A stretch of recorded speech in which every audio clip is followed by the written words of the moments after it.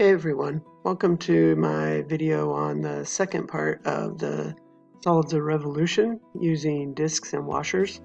And last time we took a look at kind of what's the difference between a disc and a washer. We went through the example using discs, and for this one we'll go through trying to use some washers.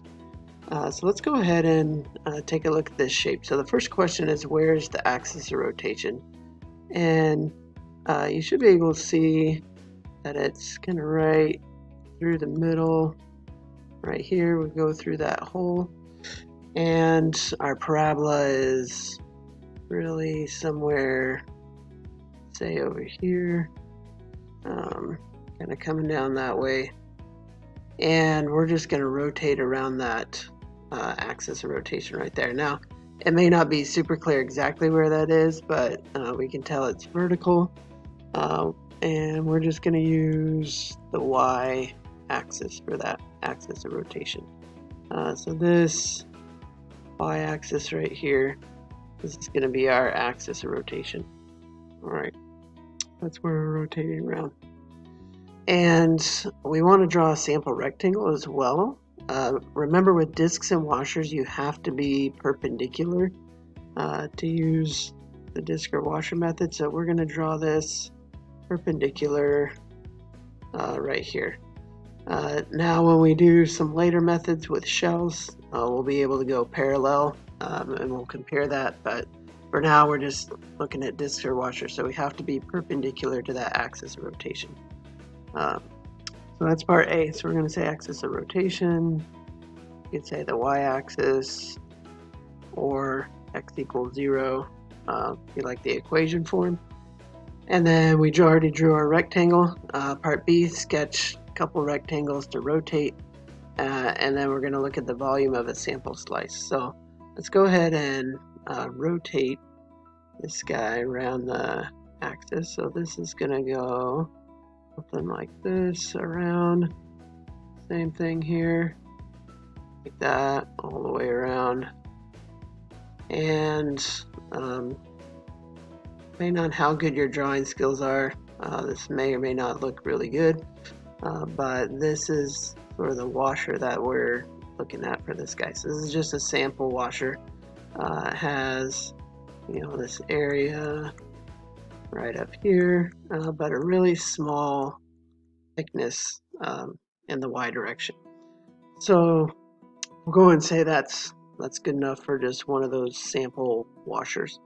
Now coming up with the volume of that particular slice, remember we're going to do pi r squared, big R, minus pi little r squared for this one. So let's go ahead and put that right here. So I'm going to say, to remind ourselves, pi big R squared minus pi little r squared. And then the thickness is going to be this small change in y, so dy. Alright, and the question is always going to be, if you're using washers, what is the big R, what is the little r? So go ahead and think about it, see if you can get what that is. Pause the video. I'll go ahead and write up some stuff for you to check after you pause it, but go ahead and pause it, take a look, see what you think. Alright, so you may have or may not have gotten very far trying to figure out the formula for what is the big R, what is the little r. This is one place where sometimes students can get stuck. But what you want is, for the big R, you want this x over here on this side of the parabola. For the small r, you want the x over here on the left side of the parabola. So essentially what it comes down to is you have to rearrange this equation for x in terms of y to get what is the value of this x in terms of y, what is the value of this other x in terms of y. One for the right, one for the left. So I went ahead and did that down here. So we start with y is negative x minus 3 squared plus 4. So we'll subtract the 4, divide by the negative. So that gives us this negative y plus 4 is x minus 3 squared. I switched to 4 minus y and then took a square root. So we get plus or minus square root. Make sure you get the plus or minus because it can be either one of those. And then we'll add the 3 to both sides. So we get x is 3 plus or minus that square root of 4 minus y. And if you think about what's going on in the picture, right, we have this kind of line through the middle right here at 3, and then we're going to add the root to get to the right side. We're going to subtract the root to get to the left side. So those are the two x values that we're going to use. So let's go ahead and put those into this general sample slice formula. So we're going to get pi times, I'm just going to say x1 squared minus pi times x2 squared dy, where the x1 is the positive 3 plus that square root of 4 minus y, and the x2 is going to be that 3 minus the square root 4 minus y. If you want to plug it all in, you can, but we're just going to integrate that, and most likely I'll input it kind of like this, either on the calculator or on Desmos, either one.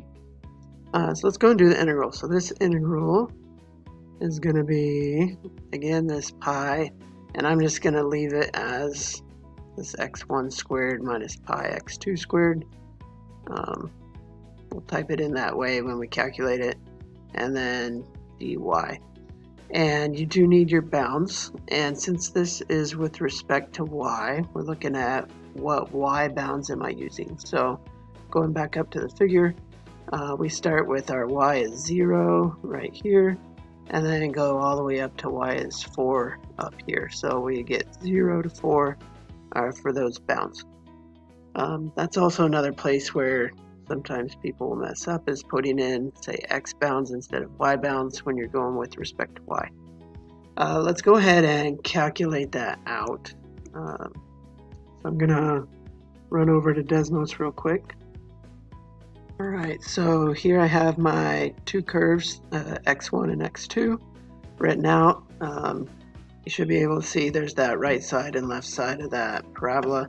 And then we are going to integrate from 0 up to 4 pi times x1 squared, and then minus pi times the x2 squared.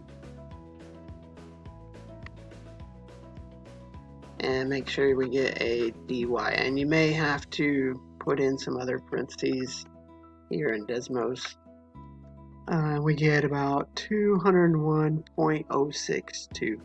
So I'll probably just say 0.06 on this one. So 201.06. Let's go and write that out. So we got 201.06. So that's kind of it for the washers. Now, keep in mind, we'll do one more real quick, but the difficulty on this one is not the fact that it's washers, it's really the rearrangement of this equation that's right here. So we try to avoid arranging if we can. This one, they specifically wanted washers.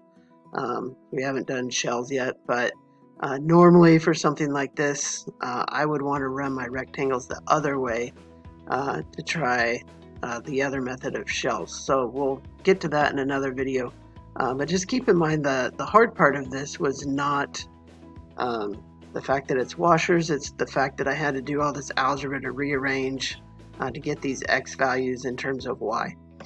So if you're comparing the end results and the work, the disc was pretty easy. A lot of that though is because the rectangles were going the way we needed them to line up with our y equals equations, whereas the washers we had to do a lot of algebra to rearrange that. So it's kind of why they were a little trickier. So let's do one more where we don't have to do all that rearranging with washers. So here's our axis of rotation. So the axis of rotation is the y-axis. We're going to draw a sample rectangle again. So now you have to be careful with this one. So this we have x is y minus 3 squared and x is 4, so a sideways parabola. If you draw your rectangle right here, right in the middle, and rotate it, you may be tempted to say this is going to be discs, right? Because there's no hole in the middle or anything like that. But the problem with that is if I pick a different rectangle, say something up here, then this rectangle, when I rotate it, is going to have a hole, right? It's going to have that hole right there in the middle. So whenever I rotate this one, I am going to get that hole in the middle, which means this is going to be washers. So you just want to make sure you're careful. Don't pick just one place where it's going to connect. If there's any other places, you know, say even down here, where you're not going to be connected to that axis, you are going to get washers. So any place where there's a gap, you are going to get a washer around that place. So let's see, this would go out to 3, and you can tell this pen is a little bit to draw with, but that's where you get for that washer, right? So we're going to get washers everywhere except in the middle. This we'll consider a washer with a hole size of 0, but that's fine.